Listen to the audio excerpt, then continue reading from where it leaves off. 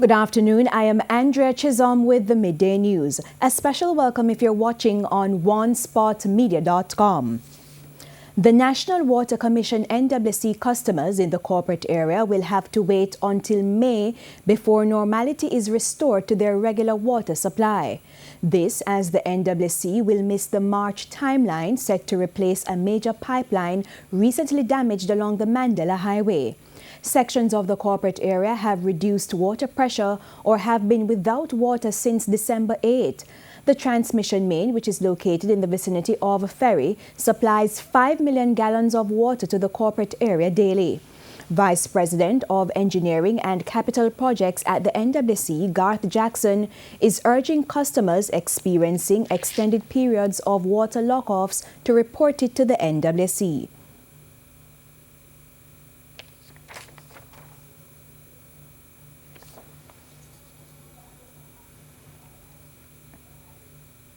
The row over rulings issued by the Industrial Disputes Tribunal IDT is heating up, with the Jamaica Employers Federation JEF now entering the picture. JEF says the IDT's rules are leading to frivolous cases which are costing companies. The federation made the claim as it joined other private sector groups in calling for a review of Jamaica's labor laws. Speaking on TVJ's Smile Jamaica this morning, JEF President David Wan explained that one of the shortcomings of the IDT regulations is the lack of consequences for workers who pursue flimsy cases. If an employee brings a case against an employer to the IDT and loses, and I lose, and you lose, right? The court does not award the costs of the other side to you, right? Because you have lost. Right. Oh, and so that obtains now? Yes. So in a sense, it has created a situation where many employees take cases that in some cases are frivolous, but there's no chance of them being assessed the court costs. Mr. Wan says several laws need to be looked at as part of the review. When an employee is found by the IDT to have been, there was justifiable discharge, save and except a process wasn't followed. We're saying, yes, charge the employer something for not following that process, but don't ignore the fact that the person was, for example, stealing from you. So the person should have been fired anyway. Should have been fired, but you didn't follow process. Meanwhile, the Labour Ministry has responded to fresh concerns about the country's labour laws. State Minister Xavier Main says the ministry is willing to have discussions with the private sector groups and the Jamaica Employers Federation. TVJ's Shamela Pullen reports. The groups have called for a review of the country's laws and have complained that rulings issued by the Industrial Disputes Tribunal, IDT, are biased towards employees. State Minister for Labour and Social Security, Xavier Main, says the concerns have been duly noted by the ministry. We know that the Labour Market Reform Commission's report, it has been ready, it has been tabled in Parliament since the middle of last year. And in that report, there were certain recommendations put forward. And integral to the preparation of the report would have been consultations with the PSOJ, representatives from the Employers Federation, Manufacturers Association. But if it is that fresh calls have been made, we have no difficulty in initiating a fresh round of consultation with these groups. Mr. Main says the next step is to agree on dates for meetings with the groups.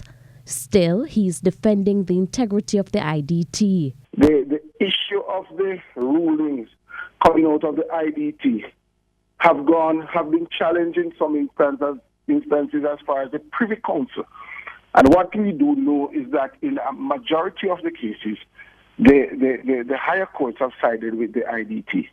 The IDT is construed just to interpret the laws, the Labour Relations and Industrial Disputes Act in addition with the code, and that they have been doing. Mr. Main also said that his ministry is currently reviewing all other critical legislation that concerns workers and their rights. He added that once consultation is done, the ministry will make adjustments as needed. Because already the Occupational Safety and Health Bill is currently before a Joint Select Committee of Parliament. That too is an important piece of legislation.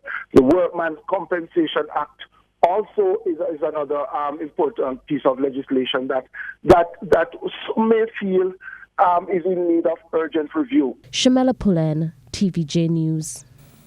A man wanted for murder is among 12 people picked up by the police following yesterday's fatal drive-by shooting in Augustown, St. Andrew. Head of the Jamaica Constabulary Force Corporate Communications Unit, Deputy Superintendent Delia Garrick, says the persons were arrested during a police military operation.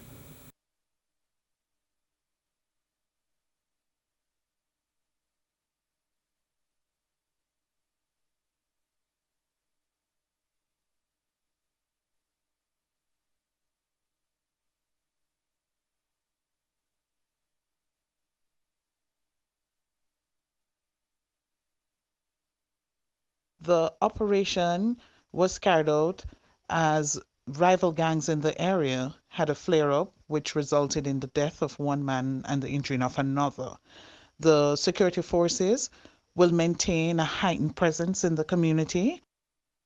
19 rounds of ammunition were also seized. The dead man has been identified as Andrew Marriott, otherwise called Poe, of Goldsmith Villa, Kingston 7. A student of the University of the West Indies, Mona, was also hospitalized in serious condition.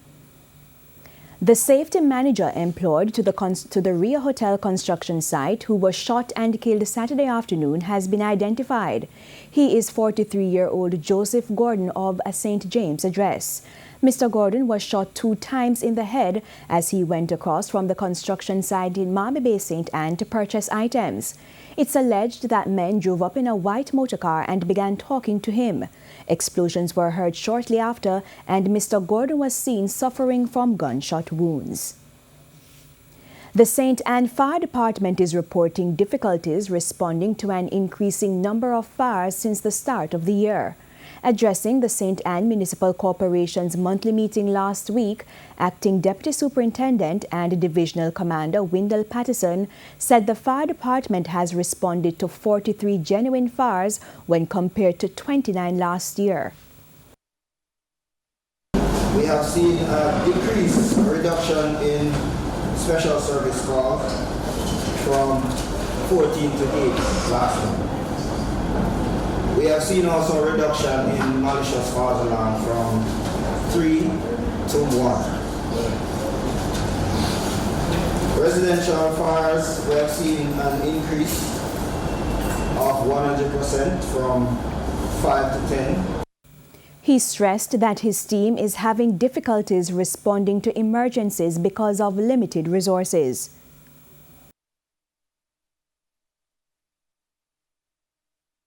Our water tanker, which is 8-7 unit, is still in the mechanic shop for repairs. And also our fireboat is still out of service, and the turntable ladder 10-5 is still in offer. Students and the Parent Teachers Association of Bellfield High in Manchester have reached out to a student who lost his house and belongings in a fire in Albion late last year. They raised $150,000 to start the reconstruction of the house. A credit note for that amount was handed over to the boy's mom during the school's devotional exercise on Friday.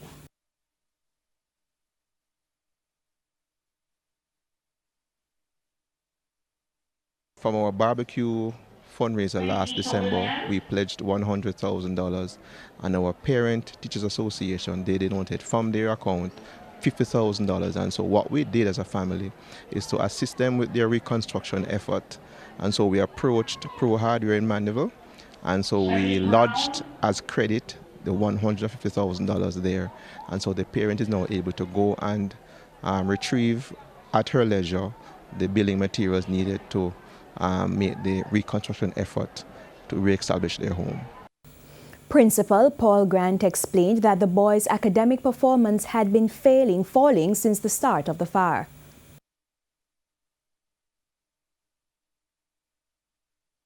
It would have affected his learning somewhat because the family is geographically dispersed, because the family is staying at various homes and friends and family, and so, you know, he's not as alert and sharp as he would, but he's in still relatively high spirits. We try to cajole and show him love and try to be as hospitable as much as possible.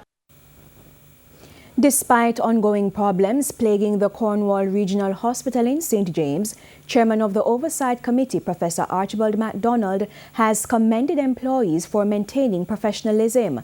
Speaking at the monthly meeting of the St. James Municipal Corporation, he said despite several displacements due to construction work, there has been no significant decline in outpatients.